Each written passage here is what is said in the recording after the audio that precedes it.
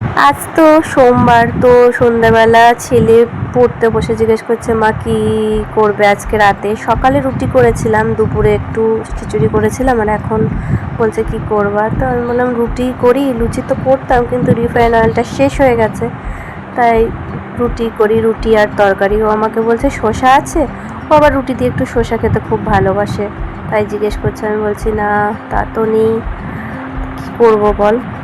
তারপরে আমি ওই রুটিটা আটাটা একটু পরে মাখবো, তাই আলুটা আগে কেটে একটু তরকারিটা বসিয়ে দিই। এদিকে তরকারিটা ফুটতে ফুটতে আমার আটা মাখা হয়ে যাবে। তো আমার ছেলে জিজ্ঞেস করতে বস্তা পাতা কেন এখানে, তো আমি বলছি গরিব মানুষ বস্তা পাতা থাকবে না, কি পাতা থাকবে, ঠান্ডার জন্য ওটা পেতেছি। এদিকে তরকারিটা বসিয়েও দিলাম। সবাই ভাবছে হয়তো এত ছোটো কড়াইতে, হ্যাঁ মা ছেলে অল্পই খাই, তা ও খুব একটা খায় না, আমি একটু তাই অল্পই তরকারি আমাদের হয়ে যায়। এদিকে তরকারিটা চাপিয়ে আটাটাও চেলে নিচ্ছি। আটাটা চেলে নিয়ে আটা মেখে নেব, অল্পই মাখবো। এই 5-6টা রুটি হলে আমাদের হয়ে যায় মা ছেলে।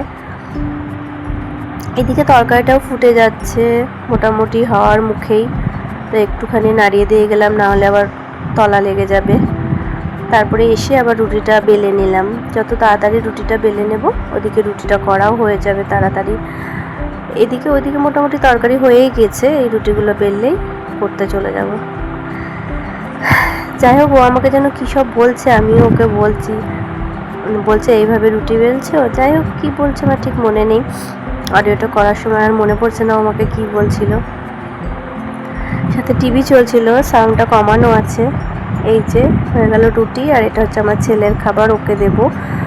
ও দুটোই রুটি খায়, খুব ভালো লাগলে একটা রুটি খায় বা খিদে পেলে, আর তাছাড়া তো আর কিছু নেই আজকে। আর আমার এই যে আজকে আমার একটু তরকারি আর 3টে রুটি, আর সাথে এটা হচ্ছে গুড়। দেখো গুড়টা কীভাবে নিয়েছি, এটা হচ্ছে আখের গুড়। তাহলে আজকের মতন টাটা সবাইকে, শুভরাত্রি, সবাই ভালো থেকো, সুস্থ থেকো।